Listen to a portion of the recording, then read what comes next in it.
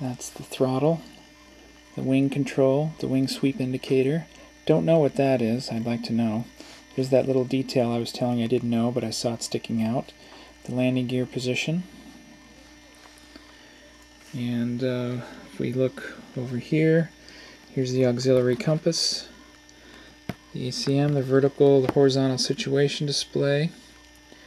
And then again, here's that handle and the landing gear, and the wing sweep indicator, throttles, and then there's that little thing again.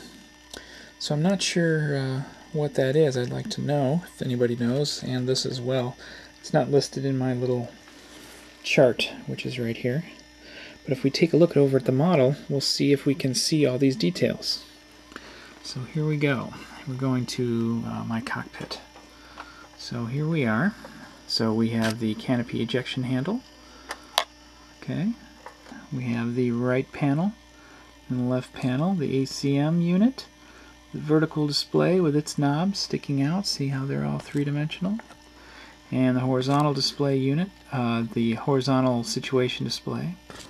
And we have the left console coming down. We have the three-dimensional gear lever to raise the gear up and down. And then we have this detail, which I'm not sure what that was, but I saw it. That's 3 dimensions as well as this one here.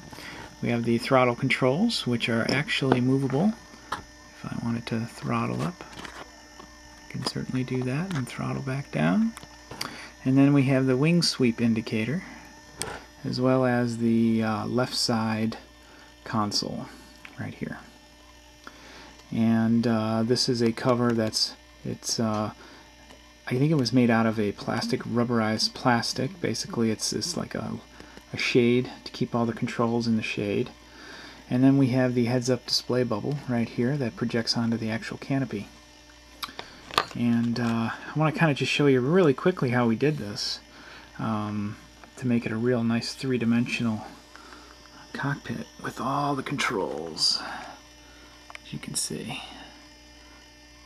Holy smokes.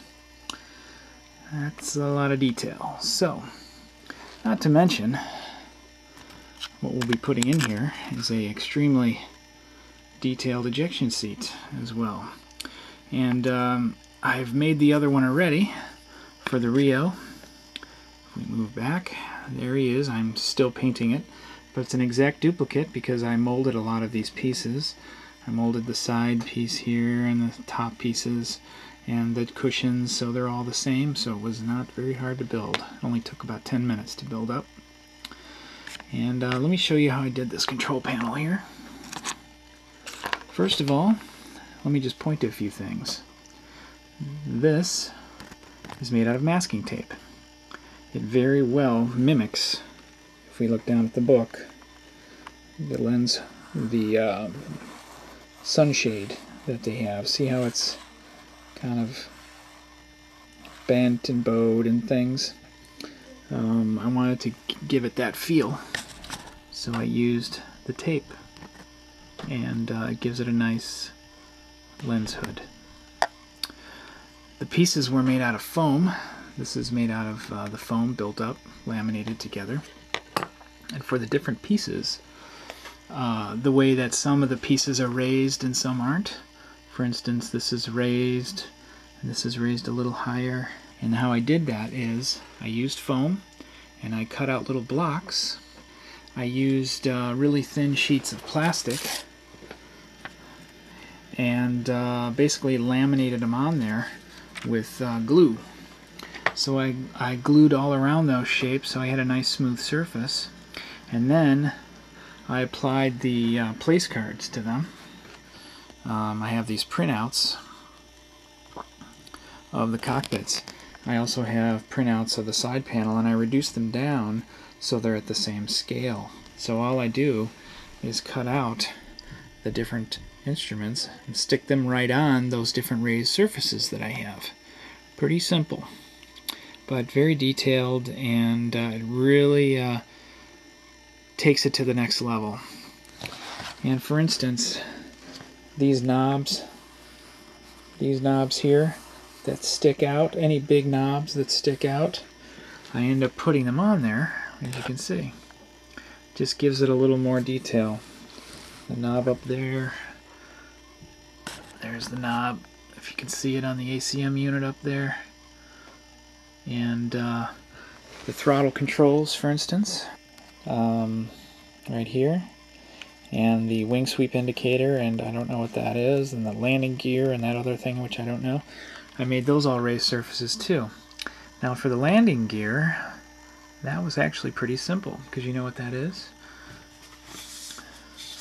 This is my son's little project here, I will show you. These are a bunch of little pins with balls on them. They're for my wife's sewing kit. What you do is you take one of these guys and you sand off 2 sides of it so it ends up being flat on 2 sides. And that is exactly the shape that you get. It is that, and then you stick it right in there. So for the knobs, I use little strips of round plastic from Evergreen Plastics, and I just make little ones and tweezer them and hold them in place and cut them really short and stick them on there for little knobs. For the throttles, see the semicircle throttle bases? Those are again styrene plastic, and those are made out of, let's see, these tubes here, if I can show you.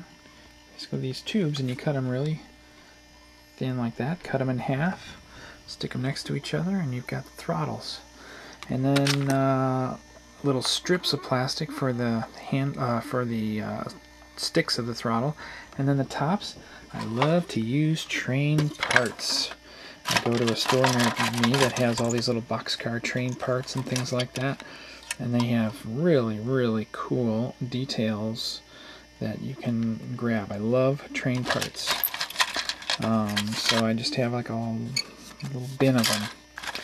And even on the ejection seat, there's a little train part, which is right there. That canister is a air canister from a boxcar, and it just happens to be pretty close to what it's like on an ejection seat, so I used it. So I love to use train parts. I actually end up painting on the place card itself to all around the screen, so that that part is reflective and the part around it isn't. Not that anyone will ever notice, but I will. We can swing it around here. Let's see. That is one detailed cockpit. See there? See how that part of the screen is reflective and part of it isn't? So I wanted to give you this kind of update so you can kind of see what I'm up to. And that's it.